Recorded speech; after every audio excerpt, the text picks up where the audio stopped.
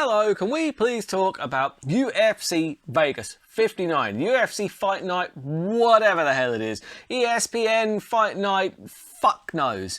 Thiago Santos against Jamal Hill in the main event. That's a good main event. I've got a feeling it might be one-sided, but still, it's going to be a fun one. It's one that I'm looking forward to. There are also some other fights on here that I am looking forward to. If you're new to this, what I like to do on these Burt Locker Fights in 15 is I take a few of the fights that have jumped out off the page at me, have a look at who's fighting who, do a little bit of background information into the fighters, have a look at who I think, just do some research into the fighters basically. And then what I do is I often identify the bet that you should make, and then I make my own terrible bets because I like to keep those odds long and those bets terrible. But the research is all there. So you can make your own mind up. I'd always advocate just take what I've done looking into these fighters and then just do what you want on the betting sites. But yeah, if all that sounds good, then stay with me for the Burt Locker Fights in 15 for UFC Vegas 59.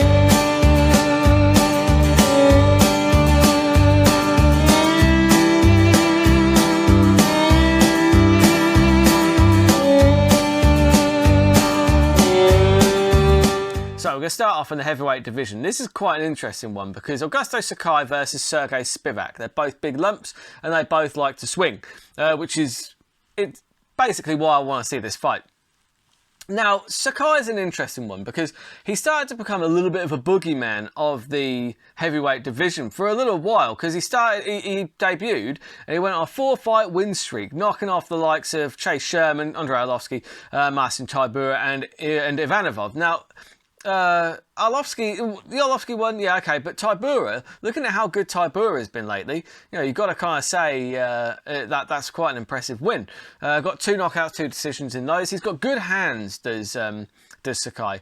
However, because he was being touted as a bit of a boogeyman, he got put up against some pretty good competition in Alistair Overeem, Rosenstruik and Taito Ivasa, losing all 3 of those by knockout. So he's off the back of 3 losses. Now, people are asking, has Sakai's ability to take a shot just deserted him, or were they just bad matchups? I think, honestly, it was a little bit of both in that, because when you look at it, he's just, it's not like they were pretty good guys that he was getting knocked out against. Now, my main problem with Augusto Sakai is that he's a little bit static. He's a little bit on the static side when he throws.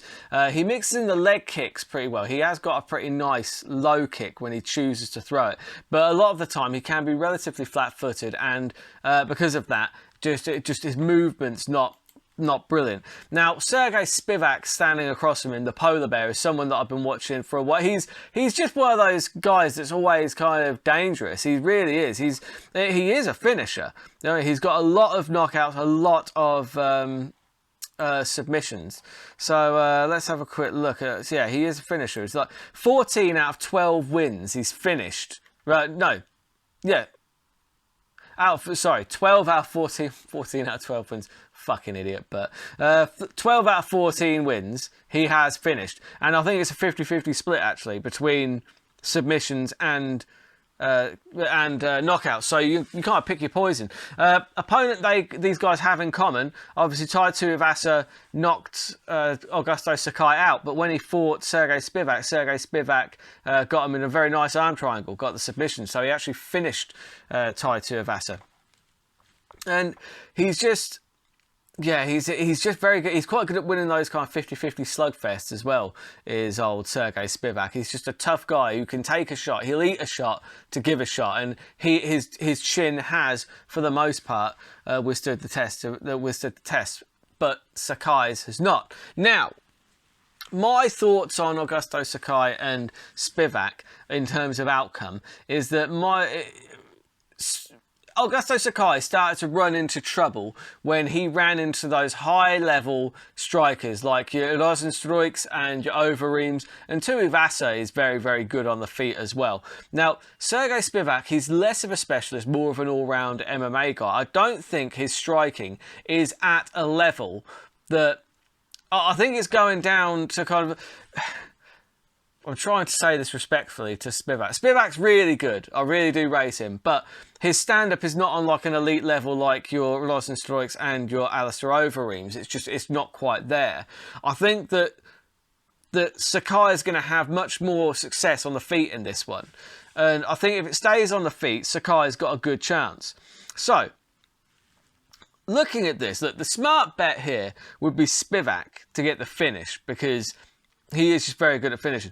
I would lean towards the submission. I think that would be the path of least resistance for Spivak in this one, in all honesty. But I've got no interest. I've got no interest in placing a smart bet. I'm just not interested in that. So I'm going to go with Augusto Sakai. A resurgence for Augusto Sakai. 4-1. Terrible bet. Absolutely awful. So the next fight I'm going to be breaking down, you've got the former boogeyman of the 170-pound division, Vicente Luque, taking on Jeff Hands of Steel Neal. And this should be a really good one. This fight pick is exclusively on my Patreon. So if you would like to see this breakdown, go and head over there and check out that breakdown. Thiago Santos versus Jamal Hill. This is a very interesting fight because I really like Jamal Hill. Don't get me wrong, I'm a fan of Thiago Santos as well. But when you start reading into it, he's not as good as people kind of... I don't know. I feel like his close loss to John Jones made him a much better fighter in a lot of people's eyes than his record suggests. Now, You've got them both coming in at 205. My problem with Thiago Santos at 205 is he used to be a middleweight. He used to fight at middleweight and he used to fight there fairly comfortably. And he often ends up being a little bit undersized light heavyweight. Now, obviously, he doesn't have to have as big a cut, but I don't think Jamal Hill has a particularly bad weight cut. But when you look at his stature, he's 6'4", 79-inch reach, across from Thiago Santos, who's 6'2", with a 76-inch reach. That's going to be a problem, because one of Jamal Hill's best weapons, he throws it almost like a jab, but he turns it into a hook from the left side. It's really nice. It's a really nice punch. And the thing with Jamal Hill is he hits different. He hits people differently than regular people, because you see people's faces change, like their expression changes when he hits them. They're like, whoa, what the fuck is this? You saw it with Ovince St. Preux. Ovince St. Preux tasted some of that power. You look at like Jamal Hill, it's not like he's a big rippling muscle guy. He doesn't look like a power puncher, but he generates so much power because he more like hits you and it hurts more than anything. And like you could see that with Ovince St. Preux. Jimmy Crute as well. Very, very impressive wins. Obviously, he got his only loss, actually, he's 10-1. His only loss was that loss to Paul Craig. But I think that should have gone... It goes down as a TKO. I think it should have gone down as a sub, because basically Paul Craig dislocated his arm. But Thiago Santos' record is not... 22-10. I mean, he loses nearly half the time. That's... I'm not trying to be disrespectful, but I'm just looking at what his record is. Don't get me wrong, I like Thiago Santos. He's fun to watch. He's just one of those big, like, heavy Muay Thai guys who goes in there to go to war, but unless he's fighting Magomed Ankalaev, in which case they'll just kind of stand around for 3, 4, 5 rounds. Either way, so no, I'm not going back into that. Still boring fight though. Anyway, hopefully Thiago Santos can bounce back with at least a better performance. But I think actually if he opens up against Jamal Hill, I think he's going to get really clipped. I don't... Watch this guy, watch Thiago Santos pull one out of the bag now, because I'm going to say this, and I shouldn't, but I don't really see any way that Thiago Santos wins this fight. I really don't. I feel like he's at a massive disadvantage height and reach-wise. I feel like that Jamal Hill is going to not only take advantage of that, but he's going to hit him so hard that Santos is not going to want anything to do with it. And as much as I like Thiago Santos, when you look at the guys that he's fought as well, he beat Manawa when Manawa's chin was basically already gone. Jan Blachowicz is an impressive win, but then you've got I do think actually to a certain extent Jamal Hill's wins are quite a bit more impressive, like over St. Preux, Crute and Walker. Finished them all. He knocked Walker into another dimension. Look at that shit, right? Look at Walker. He is devastating, absolutely devastating. So for me, I am going with the fact that, and the other problem is Thiago. even when he was like kind of winning, like that was before his double knee surgery. Since then, we've just not seen him like be able to move around very well. Like even against Johnny Walker, like he beat Johnny Walker, beat him to a decision, and he was okay, but he was not moving anywhere near the same way that he used to. And I don't know. And at the age of 38, I don't know if he's going to get back to that or not. And he needs to if he's fighting somebody as good as Jamal Hill. Jamal Hill, he hits different. I've said it time and time again, but there is something different about the way he hits people. He's able to like throw with such speed, and he throws things fairly straight as well until he hooks them around the end. It's like a kind of almost jab hook that he throws. It's really, really good. And I just personally don't see any way that Thiago Santos wins this one. But I think it'll be fun to watch anyway, because Jamal Hill's he puts on performances. Do you know what I mean? He flatlines people. He's a real good prospect to watch. So look, I am going to take Jamal Hill by knockout. The odds are absolutely trash. 1.67. You're getting less than even money on picking the specific method of the victory, which is just stupid. That is dumb to do.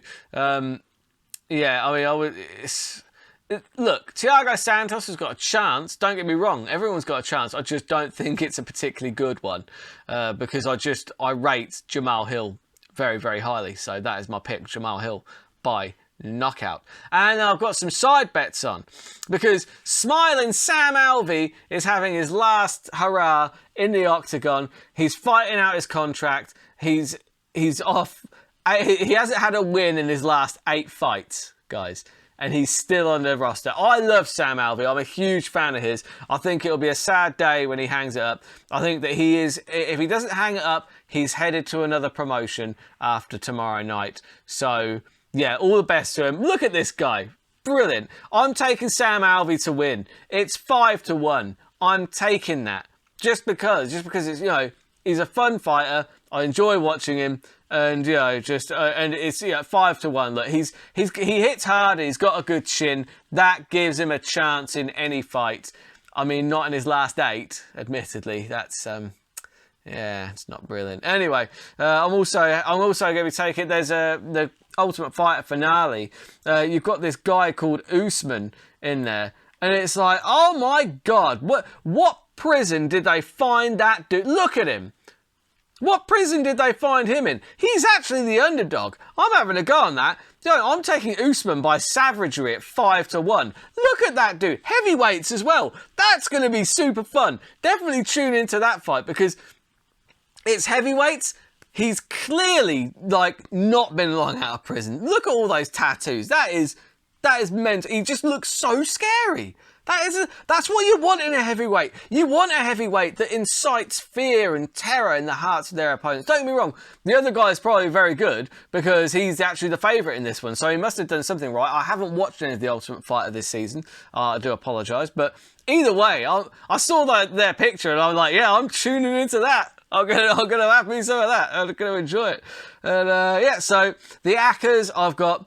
Obviously, 3 knockouts, which is Sakai, Luke, and Jamal Hill, all by knockout. So, those 3 on there, that's 28-1. And then you've got the triple with Smiling Sam added in there, takes it to 142-1, which is just a terrible bet. That is absolutely awful. That is my MMA scratch card. So it's like a scratch card. You've got about as much chance of winning as a scratch card, but you get to watch people punch each other in the face as it goes. So I'm going to be going over those bets Tuesday, Wednesday next week. I've got a couple of stand-up gigs next week, so I don't know. It might slow me down slightly. But either way, until next time, keep those odds long and those bets terrible.